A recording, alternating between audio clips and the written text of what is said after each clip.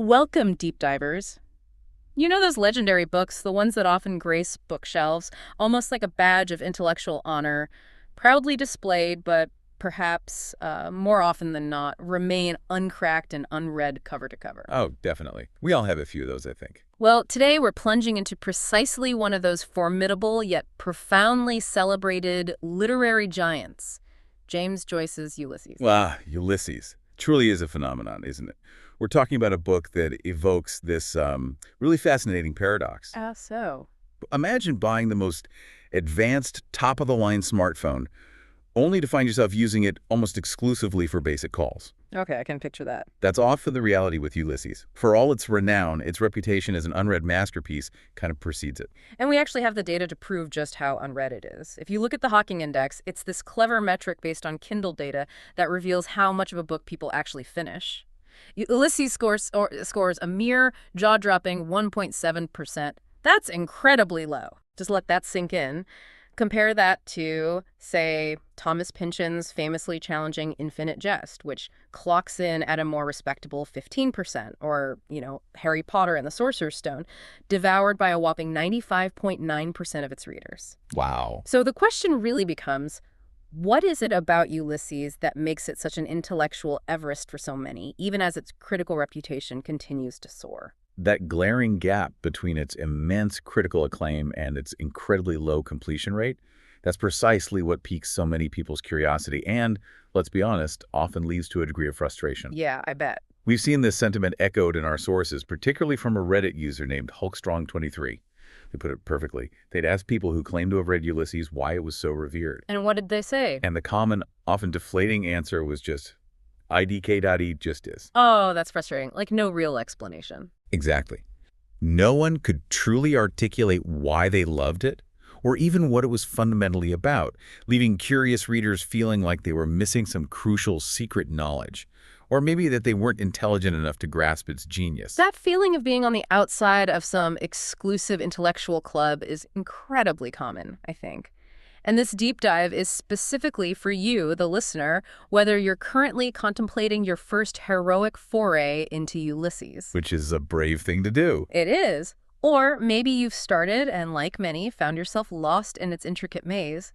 Or perhaps you simply want to unravel the mystique surrounding this book and understand its profound impact without necessarily committing to all 700-plus pages yourself. Our mission today is absolutely not to scare you away from Ulysses. Quite the opposite, actually. Good. We want to cut through that dense fog of its formidable reputation and clear a path for understanding. We're going to unpack the various reasons Ulysses is considered so challenging, explore the core elements that make it a work of undeniable genius, and, crucially, offer some practical strategies for navigating its unique terrain. So we'll reveal not just what makes it difficult, but why those difficulties are maybe an intentional, profound part of its artistic contribution. Precisely.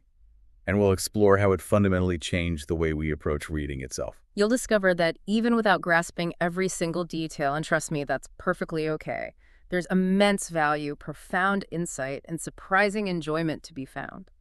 So consider this your guided expedition into the heart of Ulysses. Let's unpack this together. Let's do it. So let's begin our journey by truly digging into this unread masterpiece phenomenon. James Latham, who's a very insightful editor of the James Joyce Quarterly, he famously quipped that Ulysses might just be the world's most purchased and least read book. That sounds about right based on that Hawking Index. Exactly. And that tiny 1.7% score we mentioned, it absolutely unequivocally supports his observation. It's a truly fascinating paradox, isn't it? How can a book be so universally acclaimed, so foundational to modern literature, yet so rarely completed by the very readers who acquire it? It's bizarre. This statistic powerfully highlights a significant disconnect between its undeniable cultural significance and its actual accessibility.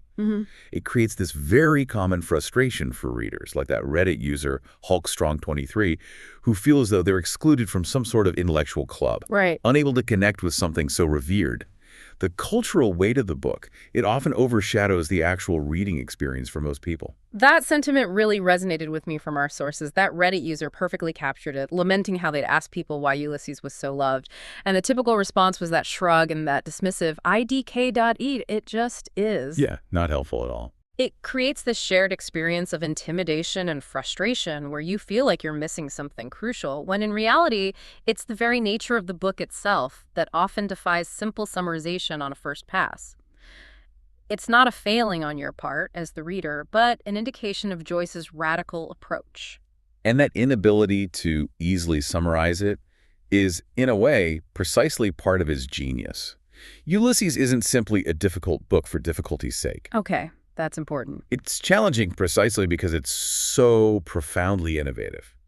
One of its most significant contributions to literature is how it expanded literary consciousness and popularized the stream of consciousness narrative technique. Right, stream of consciousness. That term gets thrown around a lot with Joyce. It does.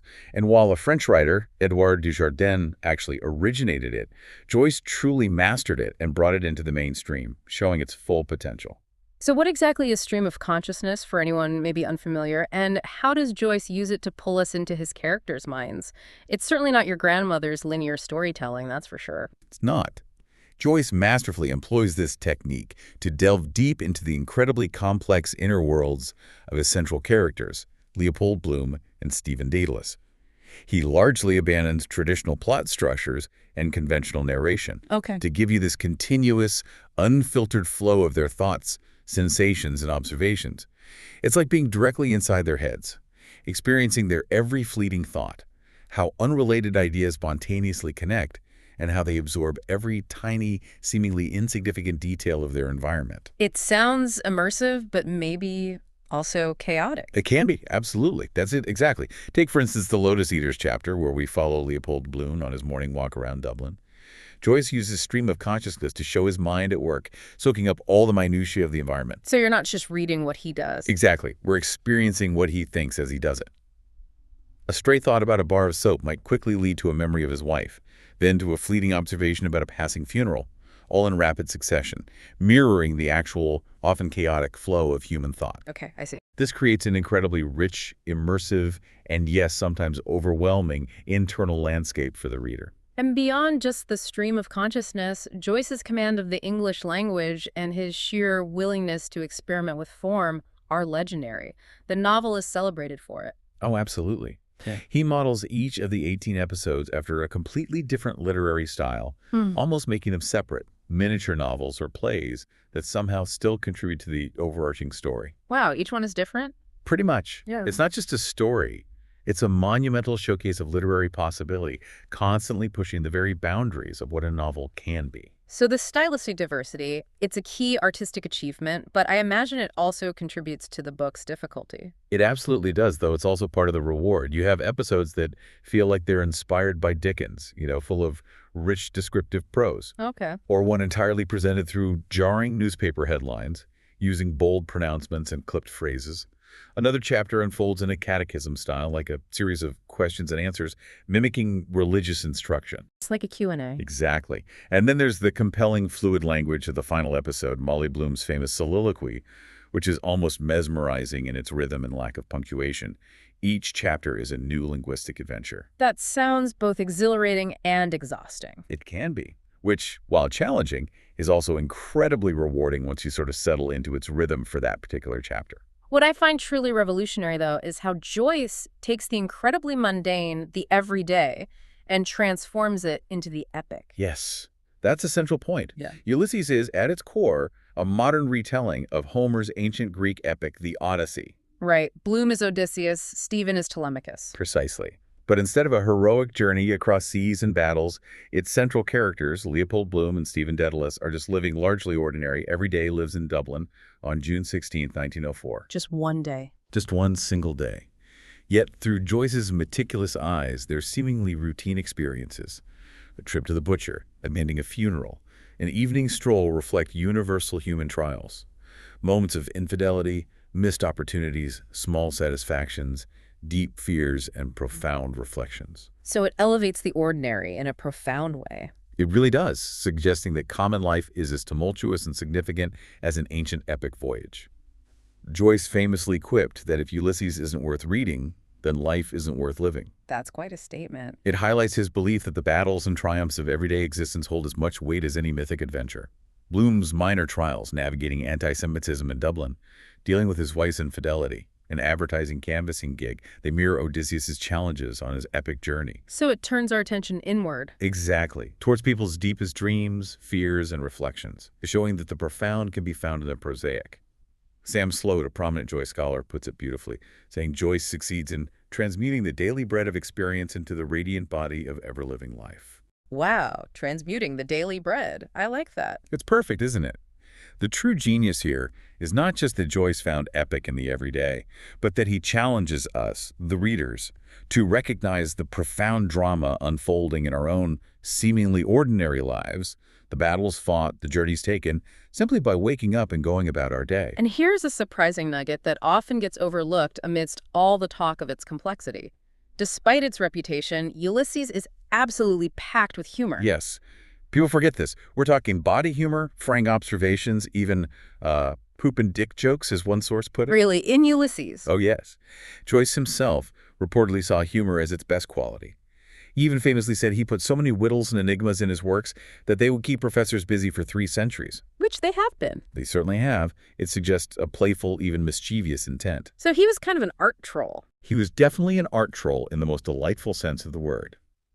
This mischievous side reveals a playful challenge to readers and scholars alike. It embeds a surprising levity within the dense prose, making the pursuit of understanding more like a collaborative game rather than some solemn academic exercise. I saw a Reddit comment comparing it to Family Guy, which sounds bizarre, but maybe captures that myth. It does sound bizarre, but I get it. That blend of gorgeous highbrow prose with unexpected irreverent humor. Joyce seems to be winking at the reader, inviting them to find the absurd and the human within the intellectual rigor. Okay, so we've talked about why it's a work of genius, but for many, that brilliance is almost hidden behind its reputation for being impenetrable. Let's really dig into why so many readers find themselves lost in its pages. Right, the practical difficulties. The labyrinthine structure of Ulysses is a huge part of that, right? You mentioned each of its 18 episodes is often written in a distinct literary style, sometimes even shifting dramatically within a single chapter. That's a major factor. You might encounter a section that reads like a play script, another like an opera libretto, passages in catechism style, or even intricate parodies of different English writing styles from various historical periods. It sounds like literary whiplash. It can feel like it. This constant stylistic innovation, while undeniably brilliant, is incredibly disorienting for a reader accustomed to a more traditional, linear narrative. It demands that you constantly adapt your reading approach, which goes against the natural rhythm of conventional storytelling. Can you give an example of a particularly challenging chapter style? Well, think of the Oxen of the Sun chapter, for example. Joyce meticulously mimics the entire history of English syntax development, moving from the alliterative prose of Old English through medieval and Renaissance styles, and finally to 19th century English. The entire history in one chapter. Pretty much. It's a linguistic obstacle course. Or imagine a chapter like Aeolus, which is presented largely through newspaper slogans with block capitals and exclamation marks, making you feel like you're flipping through a noisy tabloid. It's a deliberate, artistic disruption of conventional narrative expectations. And then there's the very nature of the stream of consciousness technique itself, which can be profoundly challenging, as you said. It's characterized by interior monologue and associative thinking, presenting thoughts in a scattershot, fragmented manner. Right, which makes it incredibly difficult to keep track of any traditional plot, clear external action, or even a single coherent train of thought. It sounds like just noise sometimes. It can feel that way initially. It's an ambitious attempt to replicate the unfiltered, chaotic reality of the human mind, which, as we know, doesn't follow conventional logic or narrative structure. Imagine characters thought like this. Tea. No, coffee. Must get that ad placed. Wonder if Molly remembered. The scent of lemons reminds me of that barber. Proof rock indeed. Did I lock the door? Okay, yeah, my brain does that. Exactly. This technique forces the reader into a kind of linguistic cloud watching, where patterns do emerge, but they're not always immediately clear or coherent. Take Stephen Dedalus' complex, sometimes disorienting interior monologues in the early chapters, what one source called his almost unreadable mental wankery. Oh, okay. Or Bloom's rambling associative thoughts in Lotus Eaters. These are direct attempts to capture that raw, unfiltered internal experience, which demands a new kind of reader engagement. And it doesn't help that Joyce offers almost no traditional hand-holding, does it? There's very little traditional narration describing where the action is taking place, who's on the scene, what their stories are, or the subject of conversation. None at all, really. Yeah. Characters just seem to materialize out of nowhere, often identified only by a passing thought of another character, and dialogues can be incredibly hard to follow as voices appear out of the ether without clear attribution like he said or she said. So how are you supposed to know what's going on? It's as if Joyce assumes you are literally there, requiring you to mentally construct the scene and plot from subtle clues and hints scattered throughout the text. For instance, a character might enter a room, and Joyce won't say, "Mr. Deasy entered the room." Instead, Bloom might just think, "Ah, Deasy again, always with the national debt." So you have to piece it together like a detective. Exactly. This isn't passive reading. It demands active engagement, immense patience, and a willingness to assemble the pieces yourself. Okay, moving beyond structure, another major hurdle is the sheer density of allusions and intertextual references. You mentioned this earlier. Huge hurdle. Ulysses is packed with references that could fill entire libraries, making innumerable references to everything from obscure 19th century Irish intellectual debates to ancient Greek epic poetry, philosophical works of Aristotle, plays by Shakespeare, and even Dante's Inferno. It sounds like you need multiple PhDs to read it. It can feel that way. These allusions create incredibly rich layers of meaning and connection, adding immense depth, but they also demand a vast, almost impossible amount of external knowledge from the reader. You end up feeling like you need to Google a lot of stuff just to keep up, which can be exhausting. And the most obvious one is the Odyssey link. Yes, the explicit and fundamental mirroring of Homer's Odyssey, with Leopold Bloom as the wandering Odysseus, Stephen Dedalus as the searching Telemachus, and Molly Bloom as the faithful, or perhaps not so faithful, Penelope. If you don't have that foundational knowledge of the Odyssey, many of the connections, ironies, and thematic resonances in Ulysses are simply lost or misconstrued. And it's not just classical or literary allusions. The book is deeply steeped in the specifics of 1904 Dublin, right? Deeply. We're talking local topography so precise you could practically use it as a map, intricate details of Irish history and politics of the time, and especially the complexities of Hiberno-English, or HE, the specific dialect of English spoken in Ireland. Hiberno-English. Tell me more about that. Well, plus, Joyce casually throws in multiple other languages, Latin, German, French without translation, forcing the reader to either infer or simply gloss over them. Wow. But the Hiberno-English aspect is crucial, and it's where some of the linguistic analysis in our sources really shines. Understanding these deeply embedded references requires a historical and cultural immersion that most contemporary readers simply lack. The language itself becomes a character, reflecting a profound cultural and political conflict within Ireland. So it's more than just an accent. Oh, much more. Take, for example, how character speech, particularly in the Sirens, Circe, and Penelope episodes, is richly colored by Hiberno-English, idiom, and grammar. Can you give us some specific, concrete examples? Because that sounds absolutely fascinating and so unique. Absolutely. Think about phrases like, "wait till I see." In standard English, that would probably mean, "wait and let me see." Right. But in Hiberno-English, till has a broader sense, reflecting the Irish conjunction go, meaning until, but also so that, or in or that. It implies purpose. Okay, subtle difference. Or consider, "it's them has the fine times." In standard English, you'd say, "they have good times." But in Irish grammar, sentences often start with a verb, or use a special form of the verb to be, the copula, which often gets rendered as "it is" or "it's" in HE. It's them has. That sounds grammatically strange to my ear. It does to a standard English speaker. The use of them instead of they and has instead of have also subtly follows Irish grammar rules, where the accusative case is often used instead of the nominative, and verbs don't necessarily change form for singular or plural subjects in the same way.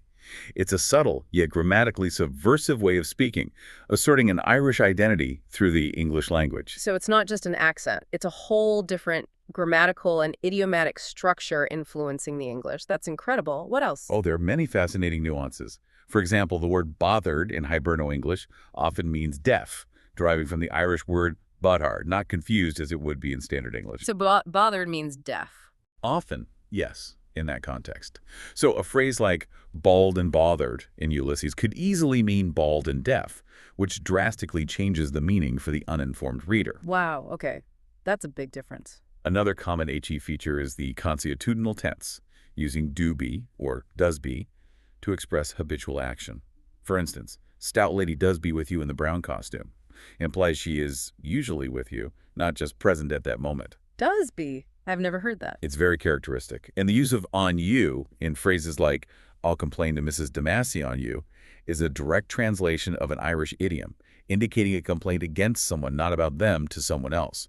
Joyce deliberately wove these nuances in, making the language itself a complex character reflecting cultural identity and conflict. Wow, so the language itself is almost a code that a non-Irish reader, especially a modern one, would just miss entirely, leading to constant misinterpretations. Pretty much. It's like a hidden layer of meaning woven into the very fabric of the sentences, designed to immerse you in a specific cultural reality that most contemporary readers simply don't share. Which has got to be why so many readers, even scholars, say they only understand a fraction of Ulysses on a first read. Precisely.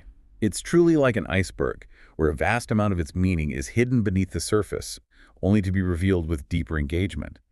This means the book is fundamentally designed for multiple readings, each revealing new layers. So the challenge isn't necessarily to get everything at once. Not at all. It's more about accepting that understanding is a cumulative process, something you build over time, akin to learning a complex piece of music or appreciating a multi-layered painting. Okay, so Ulysses is dense, complex, and sometimes feels like a foreign language, even if it's technically English. But what does that mean for us, the naive reader who wants to approach it? What are the actual practical strategies to make it through and, dare I say, enjoy it? We're not looking for a finisher's medal, but a genuine experience. Right. How do you actually do it? Well, the first and most crucial step is a fundamental mindset shift. Don't approach Ulysses like it's a mountain to climb, a supreme test of literary prowess, or some intellectual gauntlet you must conquer. Okay, ditch the ego. Exactly. There's no finishing line or trophy. It's perfectly okay if some parts don't make sense immediately. You absolutely do not have to grasp every single nuance on the first read. That's a common misconception that often derails new readers. I think that's a huge relief for many listeners. We're often conditioned to believe that if we don't grasp every single word, we're somehow failing or not smart enough. But with Ulysses, it's different. Instead of a conquest, view it as a door to a new world, an opportunity to explore, to learn, and to grow. It's like watching a really complex mystery movie. You might not catch all the clues the first time, but that's what makes rewatching, or in this case, rereading, so valuable and rewarding. And it's okay to struggle with it. Absolutely. To put it in perspective, even Carl Jung, a brilliant and formidable mind, admitted that Ulysses gave him no end of trouble, and that he brooded over it for about 3 years before feeling he had truly engaged with it. 3 years. Okay, that makes me feel better. Right. If Jung struggled, it's perfectly normal for you to feel challenged. Embrace the bits you do understand and keep moving forward. The coherence will build over time. And following on from that, it sounds like it's vital to focus on the gist for your first read. Yes, definitely. Don't get caught up in every single detail or feel compelled to chase every rabbit down its hole by meticulously researching every single allusion or obscure reference. Trying to decode every single layer can truly prevent you from ever finishing the book. You'll be perpetually stuck in the early chapters. That makes a lot of sense. Think of it like listening to a complex orchestral piece. You don't need to understand every single note or chord or even identify every instrument to appreciate the overall melody, rhythm, and emotional impact. That's a great analogy. Ulysses is often better appreciated in its full, flowing stream, letting language and rhythms wash over you. There's real wisdom in the advice from some readers.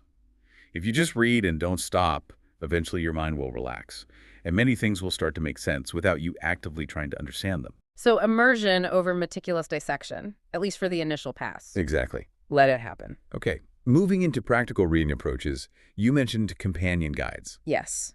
Using a companion guide is absolutely key to working smarter, not harder.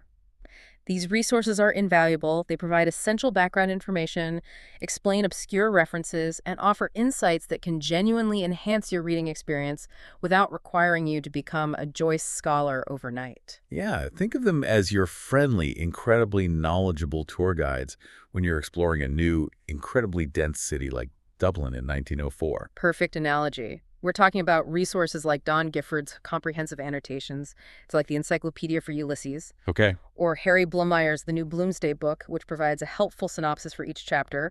Or even the extensive online resource, the Joyce Project website. So how do you use them effectively? Read the guide first. The strategy is often to use these alongside the text. Perhaps read a chapter of Ulysses first, get your own impression, then immediately consult the corresponding section in a guide. This way, those otherwise impenetrable references become accessible, enriching your understanding and making the experience far less frustrating. That makes sense. What about audiobooks? Another fantastic tool for immersion, especially given Joyce's rich prose and the intensely oral spoken quality of much of the text. Hearing the language, particularly the Hiberno-English dialects and the distinct voices of the characters, can make the text much more accessible and enjoyable. Yeah, I can imagine hearing those different styles and dialects would help. It really does. It helps train your ear to the musicality of Joyce's prose and the subtle shifts between interior monologue and external narration, which can be difficult to discern on the page alone. Are there any specific recordings you'd recommend? The RTE's Complete Ulysses broadcast as a radio play or podcast is amazing, really brings it to life. The R.E. Joyce podcast by Frank Delaney, where he went through the book line by line, is legendary, though sadly unfinished. And the acclaimed narration by Jim Norton and Marcella Riordan is also highly recommended for its clarity and performance. So listening could help you get through tough spots. Definitely. Sometimes, when the logical thread is elusive, the sheer sound of it alone can carry you through a difficult passage. You can listen after reading a chapter to solidify details, or even read along to help internalize the rhythms and nuances of the language, much like following along with a musical score. Now, for those who feel truly daunted by the beginning, I heard some strategic approaches suggest a targeted entry point, maybe not starting at page 1. Yes, this is a bit controversial for purists, but practical for many. For a first-time reader, it can be beneficial to consider skipping the first 3 chapters, which are from Stephen Dedalus' perspective. Skipping the beginning. Why? Well, those initial chapters, like Telemachus and Nestor, can be particularly dense, filled with Stephen's complex intellectual and philosophical musings, packed with literary allusions, and a palpable sense of youthful angst and intellectual arrogance. For a reader accustomed to narrative signposts, it feels like being dropped into the middle of a very intense academic's mind.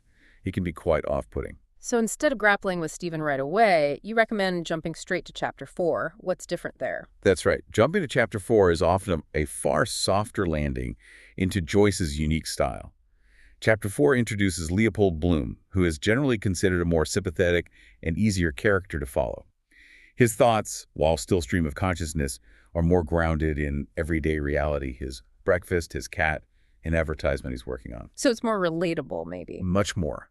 Compare Stephen's complex intellectual playfulness, or mental wankery as the source put it, to Bloom talking to his cat on the next page and preparing his breakfast. It immediately shows a significant shift in tone and accessibility. So it's a way to ease in. Exactly.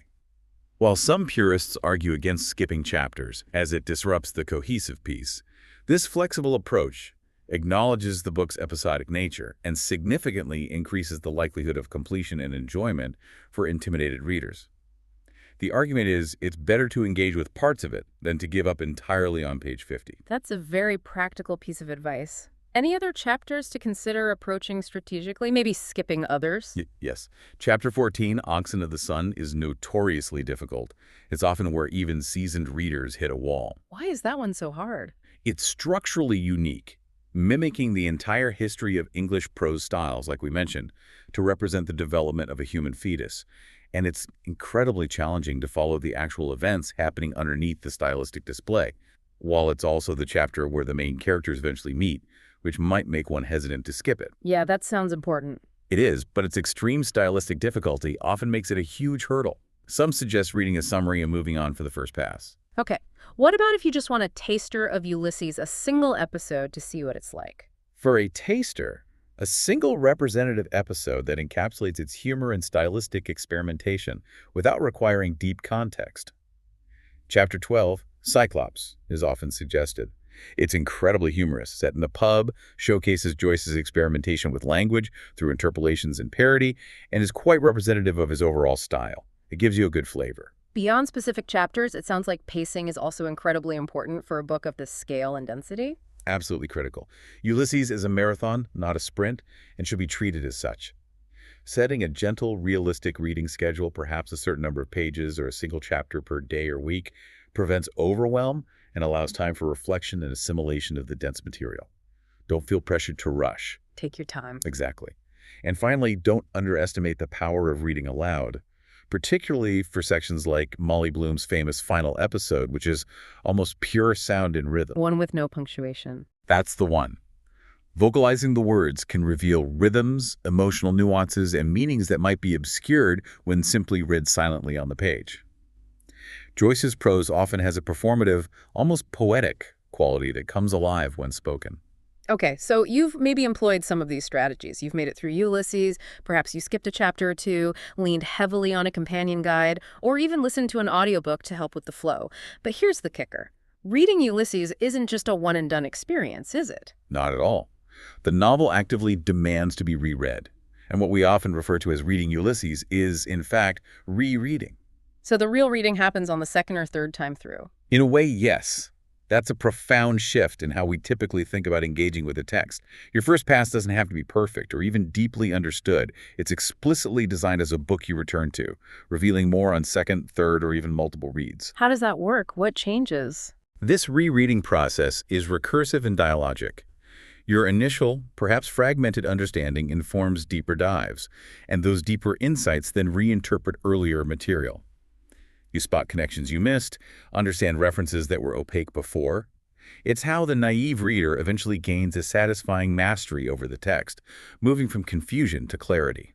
So on that first read, what exactly should the naive reader be looking for? What's the fundamental goal, if not total understanding? The primary goal for a first pass is simply to decipher the basic sequence of events of the single day the novel covers, June 16, 1904. This involves interpreting the constantly shifting narrative strategies and trying to identify the multiple narrators, Stephen, Bloom, Molly, and the various objective or stylistic voices. Just figuring out what happens. Pretty much. This might sound simple, but for the naive reader, it requires significant study because narrators and perspectives change frequently, and understanding often relies on some prior knowledge of the whole novel that you build as you go. However, once the narrative strategy is interpreted for a given section, the core story events themselves are often rather simple. A man goes about his day, meets some people, eats, thinks, interacts with his world. Can you give us a specific example of how that interpretation happens, how a reader learns to navigate these shifting narrative voices to keep track of the core plot? Certainly. Contrast Bloom's morning ritual in Calypso, the 4th chapter. There, we get his interior monologue alongside a seemingly objective, authorial narrator presenting straightforward actions like serving Molly breakfast or going to the bathroom. This is relatively easy to follow as the voice feels consistent. Okay, fairly normal, relatively speaking. Right.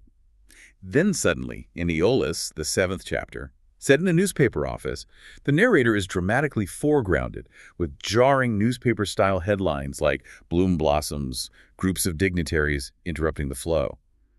This innovation isn't as disorienting as some others later on, but it immediately forces the reader to recognize that a conscious, manipulative narrator is actively presenting the story. Ah, so you see the strings being pulled. Exactly, and you realize that this subtle shaping has actually been happening all along, even in the seemingly objective earlier chapters. The reader learns to read past the headlines, discerning them as stylistic flourish rather than direct plot, to keep track of the core actions and dialogues happening underneath. It's a lesson in reading critically, paying attention to how things are being said. So that's the core story, the events of that single day. But Ulysses has an even larger story it's trying to tell, doesn't it? Something that transcends those 24 hours. Precisely. That's the next layer you uncover, often through rereading. Beyond the minute-by-minute plot of June 16, 1904, Ulysses contains a vast amount of information that isn't strictly essential to the immediate narrative, but is absolutely crucial for building the comprehensive life stories of the main characters, Leopold Bloom and Stephen Dedalus. So background information, memories, character history. Exactly. These pieces of information, details about their past, their family histories, their inner psychological landscapes, are scattered non-chronologically throughout the novel, like breadcrumbs dropped here and there. And this is where the reader really becomes an active participant, a kind of literary detective, piecing together the puzzle of these characters' entire lives. That's the perfect way to put it. This process of collecting, collating, and interpreting these scattered clues allows the reader to deeply understand the characters' pasts, their motivations, and the underlying forces shaping their actions on this single day in Dublin. It transforms the reader into an active meaning maker, someone who constructs the full narrative rather than passively receives it. Can you give an example of this larger story being pieced together? A perfect example is the hidden but profoundly significant detail of Bloom and Molly's son, Rudy, who tragically died at 11 days old. That's a huge, heartbreaking detail that you might completely miss on a casual first read if you're just trying to follow the basic plot. How does a reader unearth something like that amidst all the complexity? It's a classic case of what scholars sometimes call parallax reading, triangulating repeated, often subtle, references throughout the text. Think of parallax reading like seeing the same object from three different angles. Each time you see it, you get a slightly different perspective, and only when you put all those perspectives together do you truly understand its full shape and depth. Okay, so how does that apply to Rudy? Well, Bloom first indicates evidence of Rudy and Calypso. It's just a fleeting thought. She knew from the first poor little Rudy wouldn't live. He would be 11 now if he had lived. It's a quiet, passing sadness, easy to overlook. Right, just a brief mention. But then later, much later, in the surreal, hallucinatory Circe episode set in the brothel district, Bloom actually visualizes Rudy, now appearing as a grown 11-year-old in an Eton suit, walking with him. It's a vivid hallucination born of his deep grief and paternal longing. Wow, so you connect those dots across hundreds of pages. Exactly. And understanding this tragedy deeply affects Bloom and profoundly informs his empathetic, almost paternal approach to Stephen Dedalus later in the book, whom he sees as a kind of surrogate son. It's a prime example of how crucial this extra material, pieced together over multiple readings, can be for understanding the main characters and the core story itself. It adds immense emotional weight. And what about Bloom and Molly's relationship? You mentioned infidelity earlier. On the surface, the core story might make Bloom look like he's the one cheating with his pen pal romance, while Molly's infidelity is only subtly implied through a few offhand remarks or Bloom's anxieties. Right, a first read might give you that impression. But this is where the larger story, assembled through careful rereading, completely recontextualizes their dynamic, adding layers of nuance. Through piecing together numerous clues, Bloom's anxieties about Blaze's Boylan, Molly's own thoughts in her final chapter, you learn that Molly is, in fact, having a blatant affair with Boylan that very afternoon, and Bloom is fully painfully aware of it. Ah, okay, so he knows. He knows. And this knowledge profoundly transforms our perception of Bloom's postal romance and his other seemingly indiscreet actions. What might initially seem like cheating on his part now appears quaint or even pathetic, a relatively harmless way for him to cope with Molly's more overt infidelities, the sort of emotional or intellectual escapism. So it makes him more sympathetic. It turns Bloom from a potentially morally ambiguous figure into a much more sympathetic character, someone navigating profound personal pain and marital difficulty with a kind of quiet dignity, or maybe resignation. So even his seemingly sleazy voyeurism in the Nausicaa chapter, where he observes Gertie McDowell on the beach, also takes on a different light. Precisely. The larger story, the understanding of his marital situation and the loss of Rudy, suggests that Bloom, deeply affected by his personal circumstances, often prefers to take indirect pleasure through observation and imagination, indulging in fantasy rather than seeking direct sexual encounters. This stands in sharp contrast to Molly's very real sexual affair happening that day. So piecing together that larger story is key to understanding the character's motivations. It's absolutely essential. This entire process of building the character's complete life stories deeply informs a rereading of the core events, producing radically different interpretations and a much richer, more empathetic understanding of their actions and motivations on that single day. So what does this all mean for the reader's role in a book like Ulysses? It sounds like Joyce is asking a lot from us. He is, but it's a rewarding kind of work. Joyce, uniquely for his time, involves the reader more than any other novel up to that point. He doesn't just tell you a story. He forces you to make decisions about how to reread, how to connect disparate pieces of information, and how to interpret the shifting perspectives. So you're not just passively receiving, you're actively constructing the meaning. Exactly. This active participation makes the reading experience incredibly personal and individual. The naive reader will, through this recursive process of engagement and re-engagement, ultimately find a satisfying amount of coherence and a coherent understanding of both the daily events and the characters' complex lives. And the book becomes simpler over time. That seems counterintuitive. It does, but it's true in a way. The novel ultimately becomes elegantly and wonderfully simple after the rereading process, feeling like an epic novel, not through a complex linear plot, but through this intimate, self-constructed knowledge of his characters and their world. The complexity shifts from the surface confusion to the deep understood humanity. That's a fascinating insight that the simplicity emerges after the effort, almost as a reward for your diligent engagement, which leads us to consider Ulysses and the broader evolution of the novel as a genre. How did it change what a novel could be? Well, early novel theorists like Georgi Lukács, and especially Mikhail Bakhtin, saw the novel as a special and newest literary genre, perpetually in the process of becoming. In the process of becoming, what does that mean? Unlike older genres like epic poetry or drama, with their relatively fixed forms and conventions, the novel is defined by its constant innovation, its boundless capacity for change, and its direct linkage to a continually changing contemporary reality. It reflects life as it's lived, which is messy and always evolving. So it's not meant to be a static, perfectly formed artifact like a classical tragedy, but something fluid and adaptable, always pushing boundaries. Exactly. This means the novel's form must be as fluid and changeable as its content, constantly adapting, even risking the loss of traditional meaning and structure in its pursuit of capturing modern life. It's a dynamic art form that defies rigid categorization. And how did critics handle this fluidity? Well, Bakhtin, in particular, argued that traditional criticism often failed the novel because it tried to treat it like other genres with static, predictable forms. He proposed focusing instead on the utterance, the specific living language of a text, and crucially the active listener or reader in rhetoric. The active listener. So us. Exactly.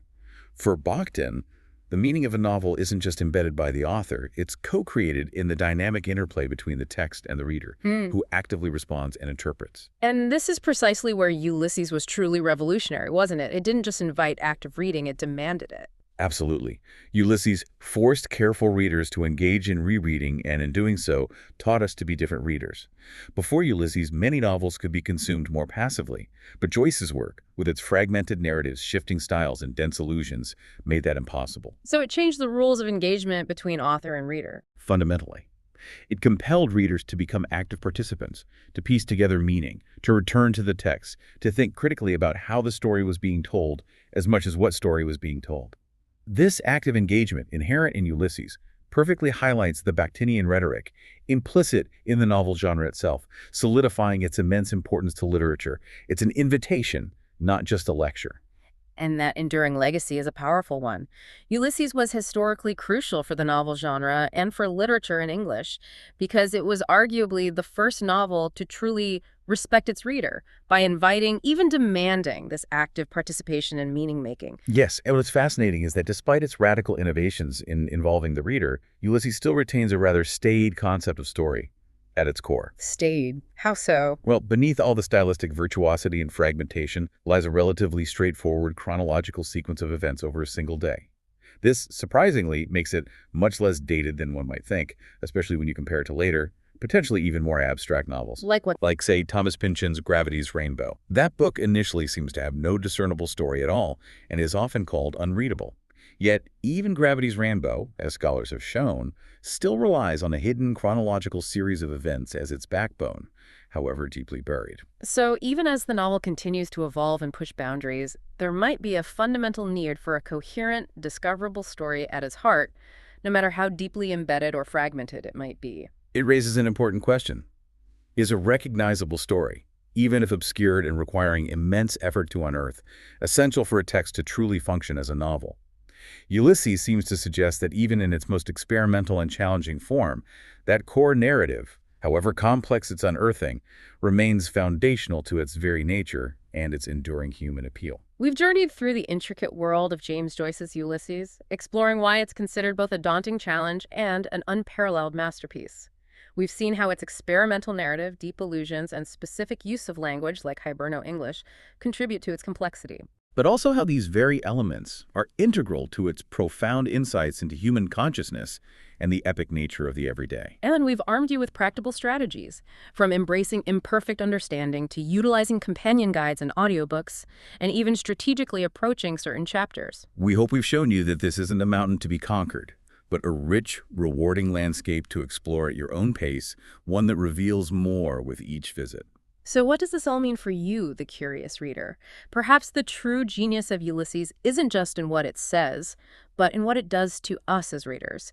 It demands active participation, forces us to reread and reevaluate not just the text, but perhaps even our own lives. That's a powerful thought. What if the most profound literary experiences are those that don't just deliver a story, but fundamentally change how we read, inviting us to discover the hidden narratives and unexpected depths within our own seemingly mundane days?